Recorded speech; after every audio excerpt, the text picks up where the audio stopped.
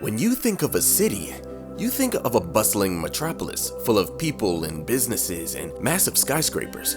But there are some cities that have been long forgotten and exist as eerily desolate places today. From a town of people erased from history by the Nazis to a wondrous lost city in the Andes Mountains. On this episode of Built a Billion, we present to you the largest abandoned cities in the world, Part 2. And stay till the end because we saved the most eerie and desolate ghost town for last. If you love to hear about all the mega projects of the world, please subscribe to the channel and help us get to our goal of 500 subscribers. It'll really help the channel out. FEMAgusta, Cyprus. During the Middle Ages, FEMAgusta was the island of Cyprus's most important city, but that was a long time ago, and Cyprus has since experienced a lot of turmoil. In 1974, a failed Greek coup resulted in Turkish troops invading the city and annexing the Varosha district.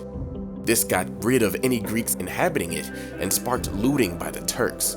Today, the situation has mostly de-escalated, and there is a sort of peace between the Greeks and the Turks on the island.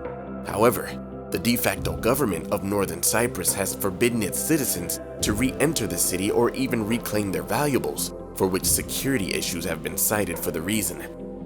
Until Cyprus is completely unified, this will likely be the reality for the city of FEMAgusta. Kennicott, United States.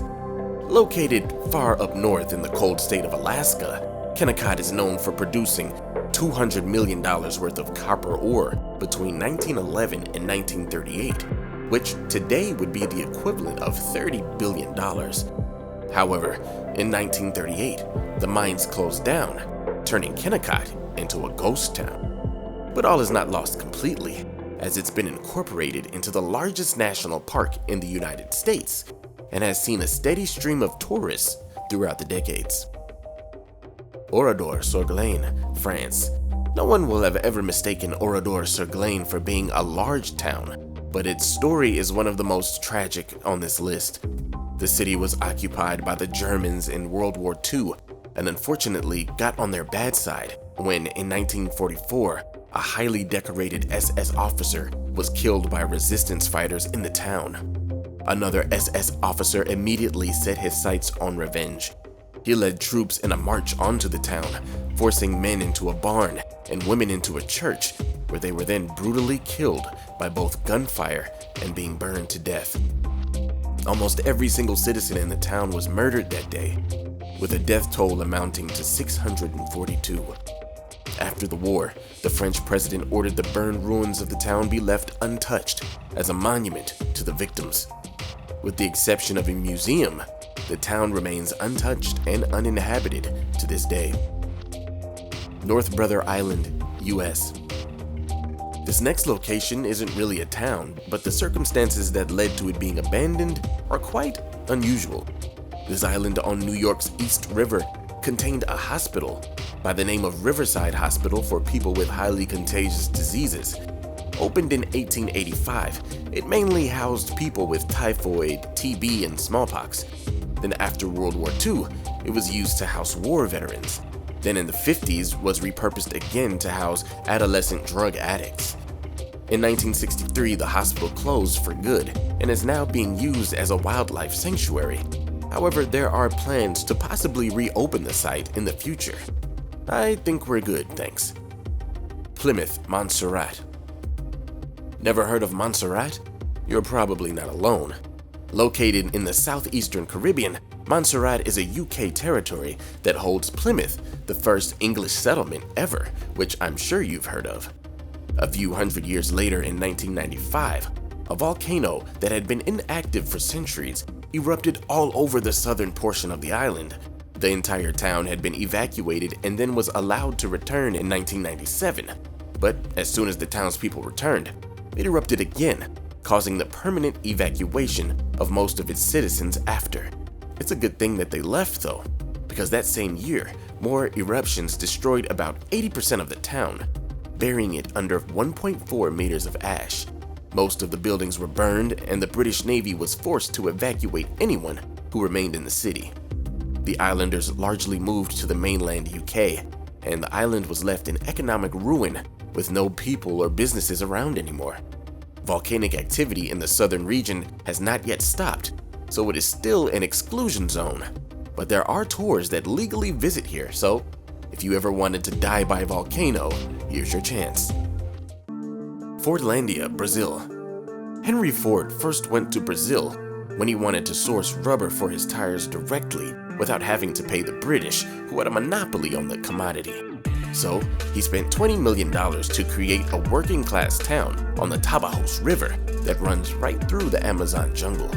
Founded in 1928 and called Fordlandia, he created American-style bungalows, pools, hotels, and even a golf course in hopes of adapting his Brazilian workers into the American lifestyle. But it was a disaster. There were no roads connecting Fordlandia to the rest of Brazil, and the only way to get there was by boat, which was not ideal at all. Then, all the rubber trees were grown close together, which made them quickly fall victim to tree fungi, disease, and crop-eating creatures. And the workers were even banned from alcohol, tobacco, and soccer, causing them to revolt. Ford then decided to move 40 kilometers downriver, where there was more fertile soil. But by this time, synthetic rubber became more widely used and made natural rubber obsolete. So, Ford's grandson sold the land back to the Brazilian government, which resulted in a loss of millions for the company. The town now sits abandoned within the depths of the Amazon and attracts curious passers-by from time to time. Machu Picchu.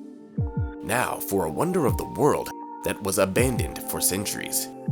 2,400 meters above sea level, in the Andes Mountains of Peru, lies an ancient city that was once the home to 300 to 1,000 residents. Machu Picchu is a historic site that belonged to the Incan Empire, which at its peak was the largest empire in all of the Americas.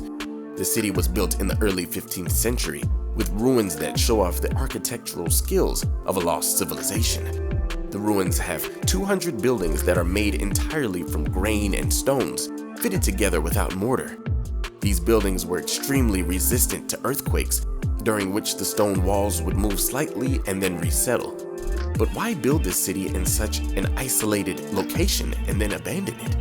Researchers believe that the city was built as a royal getaway for the emperor and the elite, while others believe it was a hideaway meant to protect the emperor in case of invasion. It may have also been a religious structure to honor the mountains around them that they revered as sacred. It's still not sure why Machu Picchu was built, but it is clear that by 1528, Spanish conquest of the Incan Empire began, and so its heyday was short-lived. The residents abandoned the city and burned down the surrounding forest, erasing all trails leading up to the city. The Spanish invaders conquered all of the Incan Empire, but never found the city, as there were no written records of it or paths leading up to it. 3 centuries later, an American explorer by the name of Hiram Bingham led an expedition to Cusco in hopes of finding the lost city of Vilcabamba. While in Cusco, the explorers asked a local about any ancient ruins that may be nearby, and he told them of ruins that lie high up in the mountains. And in 1911, the explorers hopped on mules and headed up towards the site. These ruins became known as Machu Picchu, and more than 100 years later, Machu Picchu is one of the most visited and revered sites in the world. What do you think about the largest abandoned cities in the world? Let me know in the comments below. Part 1 of this series will be up on the screen, so click that video on the screen to watch something you haven't seen. And thanks for